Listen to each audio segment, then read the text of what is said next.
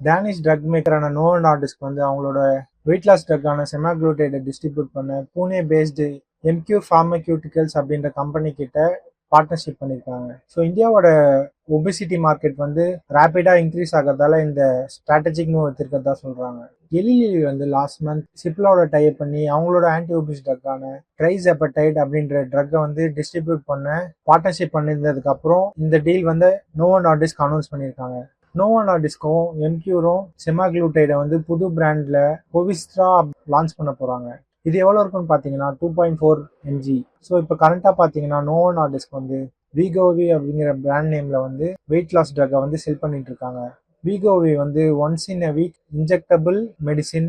அது வந்து பார்த்தீங்கன்னா 0.25 mg, 0.5 mg, 1 mg, 1.7 mg and maintenance dose வந்து 2.4 mg. 0.25 mg, 0.5 mg இந்த 1 mg வந்து ஒரு டோசேஜுக்கு வந்து 4,336 rupees. இது வந்து மந்த்லி பார்த்தீங்கன்னா 17,345 rupees ஆகும்.